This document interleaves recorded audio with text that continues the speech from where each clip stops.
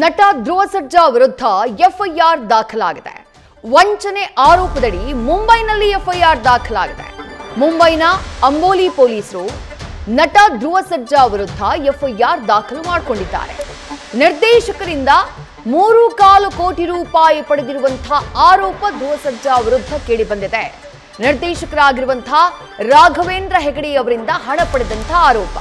2018-21 ನಡುವೆ ರಾಘವೇಂದ್ರ ಹೆಗಡೆ ಧ್ರುವ ಸರ್ಜಾ ಅವರಿಗೆ ಹಣವನ್ನ ಕೊಟ್ಟಿದ್ರಂತೆ. ಆದ್ರೆ ಹಣ ಪಡೆದಂತಹ ನಂತರ ಧ್ರುವ ಸರ್ಜಾ ಶೂಟಿಂಗ್ಗೆ ಹಾಜರಾಗಿಲ್ಲ, ಚಿತ್ರದಲ್ಲಿ ನಟಿಸಿಲ್ಲ ಅಂತ ಹೇಳಿ ರಾಘವೇಂದ್ರ ಹೆಗಡೆ ಆರೋಪ ಮಾಡಿದ್ದಾರೆ. ಈ ಆರೋಪದ ಹಿನ್ನೆಲೆಯಲ್ಲಿ ನಟ ಧ್ರುವ ಸರ್ಜಾ ವಿರುದ್ಧ ಮುಂಬೈನ ಅಂಬೋಲಿ ಪೊಲೀಸ್ ಸ್ಟೇಷನ್ನಲ್ಲಿ ಎಫ್ಐಆರ್ ದಾಖಲಾಗಿದೆ. ಧ್ರುವ ಸರ್ಜಾ ವಿರುದ್ಧ ಮುಂಬೈನಲ್ಲಿ ದಾಖಲಾಗಿರುವಂತಹ ಆ ಎಫ್ಐಆರ್ ನ ಗಮನಿಸ್ತಾ ಇದ್ದೀರಿ. ಅದರಲ್ಲಿ ಆ ರಾಘವೇಂದ್ರ ಹೆಗಡೆ ನಿರ್ದೇಶಕ ಅವ್ರು ಹೇಳ್ತಾ ಇರೋದು ಏನು ಅಂದ್ರೆ, ಕಳೆದ 9 ವರ್ಷಗಳಿಂದ ನನಗೆ ಧ್ರುವ ಕುಮಾರ್ ಅಲಿಯಾಸ್ ಧ್ರುವ ಸರ್ಜಾ ಪರಿಚಯ. ಕನ್ನಡ ಚಲನಚಿತ್ರೋದ್ಯಮದಲ್ಲಿ ಧ್ರುವ ಸರ್ಜಾ ಒಬ್ಬ ನಟ. ನಾನು RH ಎಂಟರ್ಟೈನ್ಮೆಂಟ್ ಮತ್ತು R9 ಎಂಟರ್ಟೈನ್ಮೆಂಟ್ ಎಂಬ 2 ಕಂಪನಿಗಳ ಮಾಲೀಕ ಕೂಡ ಆಗಿದ್ದೇನೆ ಅಂತ ಹೇಳಿ ಮೆನ್ಷನ್ ಮಾಡ್ತಾರೆ. ಅದರ ಜೊತೆಗೆ ನಾನು 24ರಿಂದ 25 ವರ್ಷಗಳಿಂದ ಚಿತ್ರ ನಿರ್ಮಾಪಕನಾಗಿ ನಿರ್ದೇಶಕನಾಗಿ ಕೆಲಸ ಮಾಡ್ತಾ ಇದ್ದೀನಿ. ಇಲ್ಲಿಯವರೆಗೆ ಹಲವು ಪ್ರಸಿದ್ಧ ಕಲಾವಿದರ ಜೊತೆ ವಿವಿಧ ಸಿನಿಮಾಗಳಲ್ಲಿ ಕೆಲಸ ಮಾಡಿದ್ದೀನಿ. 2016ರಲ್ಲಿ ದಕ್ಷಿಣ ಭಾರತದ ಚಲನಚಿತ್ರ ನಟ ಧ್ರುವ ಸರ್ಜಾ ಮೇಲೆ ತಿಳಿಸಿದ ನನ್ನ ಕಚೇರಿಗೆ ಬಂದು ನನ್ನ ಜೊತೆ ಕೆಲಸ ಮಾಡುವಂತಹ ಬಯಕೆಯನ್ನ ವ್ಯಕ್ತಪಡಿಸಿದ್ರು. 2016ರಿಂದ 18ರ ನಡುವೆ ನಾವು ಒಟ್ಟಿಗೆ ಕೆಲಸ ಮಾಡೋಕೆ ನಿರಂತರವಾಗಿ ನನ್ನನ್ನ ಬೆನ್ನಟ್ಟಿದ್ರು. ನನಗೆ ಒಂದು ಚಿತ್ರದ ಸ್ಕ್ರಿಪ್ಟ್ ಕೂಡ ನೀಡಿದ್ರು. ಅವರ ಅನೇಕ ವಿನಂತಿಗಳು ಮತ್ತು ಒತ್ತಾಯದ ನಂತರ ನಾನು ಧ್ರುವ ಸರ್ಜಾ ಅವ್ರ ಜೊತೆ ಕೆಲಸ ಮಾಡೋಕೆ ಒಪ್ಕೊಂಡೆ.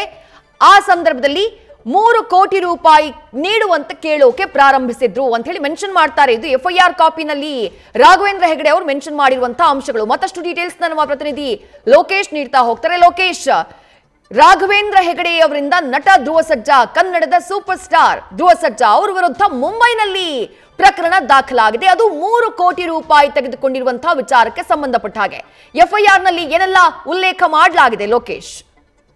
ಖಂಡಿತವಿದೆ. ಯಾಕಂದ್ರೆ ಈ ಮೊದಲೇ ಹೇಳಿದಂತೆ ಈ ರಾಘವೇಂದ್ರ ಮತ್ತೆ ಧ್ರುವ ಅವರ ಕಾಂಬಿನೇಷನ್ ಒಂದು ಸಿನಿಮಾ ಅನೌನ್ಸ್ ಆಗಬೇಕಾಗುತ್ತೆ. ಈ ಸಿನಿಮಾ ಪೊಗರು ಏನು ಸಿನಿಮಾ ಅನೌನ್ಸ್ ಆಗುತ್ತೆ ಆಗಬೇಕಾಗುತ್ತೆ. ಎಲ್ಲೋ ಒಂದ್ ಕಡೆ ಸೋಲ್ಜರ್ ಸಿನಿಮಾ ಅಂತ ಒಂದು ಆಸೆ ಇರುತ್ತೆ ಧ್ರುವ ಅವರಿಗೆ, ಒಂದು ಪ್ಯಾನ್ ಇಂಡಿಯಾ ಸಿನಿಮಾ ಮೂಲಕ ಗುರುತಿಸ್ಕೋಬೇಕು ಅಥವಾ ಈ ಸಿನಿಮಾ ಮಾಡಬೇಕು ಅಂತ.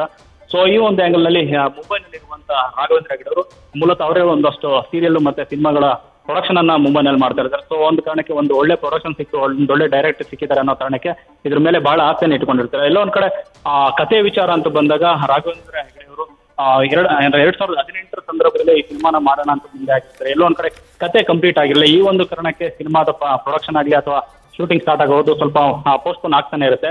ಈ ಮಧ್ಯೆ ಒಂದು 4 ವರ್ಷದ ಹಿಂದೆ ಮತ್ತೆ ಧ್ರುವ ಅವರು ರಾಘವೇಂದ್ರ ಹೆಗಡೆ ಅವರನ್ನ ಸಂಪರ್ಕ ಮಾಡಿ ಶೂಟಿಂಗ್ ಅನ್ನ ಸ್ಟಾರ್ಟ್ ಮಾಡೋಣ ಅಂತ ಹೇಳ್ತಾರೆ. ಇದಕ್ಕೂ ಮಧ್ಯೆ ಏನಾಗಿರುತ್ತೆ ಅಂತಾನೆ 2.90 ಕೋಟಿ ಅಂದ್ರೆ 2,90,00,000 ರೂಪಾಯಿನ ಧ್ರುವ ಅವರಿಗೆ ಕಳಿಸ್ಕೊಟ್ಟಿರ್ತಾರೆ. ಆ ಒಂದು ಸಂದರ್ಭದಲ್ಲಿ ಎಲ್ಲವೂ ಕಂಪ್ಲೀಟ್ ಆಗಿರುತ್ತೆ. ಇನ್ನೇನು ಆನ್ ಫ್ಲೋರ್ ಹೋಗುವಂತ ಸಂದರ್ಭ ಇರುತ್ತೆ. ಈ ಆಸೆಲೆ ಧ್ರುವ ಅವರು ಇರ್ತಾರೆ. ಆ ಒಂದು ಸಂದರ್ಭದಲ್ಲಿ ಶೂಟ್ ಸ್ಟಾರ್ಟ್ ಮಾಡೋಣ ಅಂತ ಕೇಳಿದಾಗ ರಾಘವೇಂದ್ರ ಅವರ ಕಡೆ ಬಂದಂತ ರೆಸ್ಪಾನ್ಸ್ ಏನಂದ್ರೆ, ಸಿನಿಮಾದ ಫಸ್ಟ್ ಹಾಫ್ ಮಾತ್ರ, ಸೆಕೆಂಡ್ ಹಾಫ್ ಕತೆ ಇನ್ನೂ ಕಂಪ್ಲೀಟ್ ಆಗಿಲ್ಲ, ಸೊ ಒಂದ್ ಸ್ವಲ್ಪ ಟೈಮ್ ತಗೊಂಡ್ ಮಾಡೋಣ ಅಂತ ಹೇಳ್ತಾರೆ. ಆ ಒಂದು ಸಂದರ್ಭ ಮತ್ತೆ ಒಂದಷ್ಟು ದಿನ ಮುಂದೂಡ್ತಾರೆ. ಮತ್ತೆ 4 ವರ್ಷ ಆಗುತ್ತೆ. ಎಲ್ಲೋ ಒಂದ್ ಕಡೆ ಅದು ನೆನೆಗೆ ಬೀಳುವಂತ ಸಂದರ್ಭ ಇರುತ್ತೆ. ಯಾಕಂದ್ರೆ ಸಿನಿಮಾದ ಕತೆ ಕಂಪ್ಲೀಟ್ ಆಗಿಲ್ಲ, ಏನ್ ಮಾಡುದು ಅಂತ ಪ್ರಶ್ನೆಯನ್ನ ಧ್ರುವ ಅವ್ರಿಗೆ ಹೇಳ್ತಾರೆ. ಆ ನಂತರದಲ್ಲಿ ಇತ್ತೀಚೆಗೆ ರೀಸೆಂಟ್ ಆಗಿ ಒಂದು 6 ತಿಂಗಳ ಹಿಂದ್ಗಡೆ ಇದೇ ಸಂಬಂಧಪಟ್ಟಂಗೆ ಮಾತನಾಡಿದಾಗ ರಾಘವೇಂದ್ರ ಹೆಗಡೆ ಅಂತಂದ್ರೆ ಕನ್ನಡದಲ್ಲಿ ಸಿನಿಮಾವನ್ನ ಮಾಡಿದ್ರೆ ವರ್ಕೌಟ್ ಆಗಲ್ಲ. ಯಾಕಂದ್ರೆ ಕನ್ನಡದಲ್ಲಿ ಸ್ಯಾಟಲೈಟ್ ಆಗ್ಲಿ ಅಥವಾ ಡಬ್ಬಿಂಗ್ ರೈಟ್ಸ್ ಅಲ್ಲಿ ಯಾವುದೂ ಕೂಡ ವರ್ಕೌಟ್ ಆಗ್ತಿಲ್ಲ. OTT ಪ್ಲಾಟ್ಫಾರ್ಮ್ಸ್ ಅಲ್ಲಿ ಯಾವುದೂ ಬೆಲೆ ಸಿಗ್ತಲ್ಲ. ಸೊ ಈ ಒಂದು ಕಾರಣಕ್ಕೆ ನಾವು ಸ್ಟ್ರೈಟ್ ತೆಲುಗು ಸಿನಿಮಾನ ಮಾಡೋಣ ಅಂತ ಹೇಳ್ತಾರೆ. ಇದಕ್ಕೆ ಧ್ರುವ ಅವರು ವಿರೋಧವನ್ನು ವ್ಯಕ್ತಪಡಿಸ್ತಾರೆ. ಯಾಕಂದ್ರೆ ನಮ್ಮ ಆಸೆ ಇರುವಾಗ ಕನ್ನಡ ಸಿನಿಮಾ ಮಾಡೋದು ಸ್ಟ್ರೈಟ್ ಸಿನಿಮಾ ಅಂತ. ಸೊ ಈ ಒಂದು ಸಂದರ್ಭದಲ್ಲಿ ತೆಲುಗು ಸಿನಿಮಾ ನಾನು ಮಾಡೋಣ ಅಂತ ಹೇಳ್ತಾರೆ.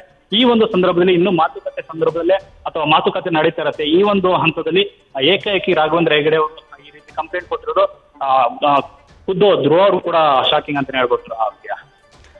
ಥ್ಯಾಂಕ್ ಯು ಲೋಕೇಶ್ ತಮ್ಮೆಲ್ಲ ಡೀಟೇಲ್ಸ್ಗೆ. ನ್ಯೂಸ್ ಫಸ್ಟ್ ನಿರ್ಭೀತಿಯಿಂದ ನಿಮ್ಮ ಪರವಾಗಿ.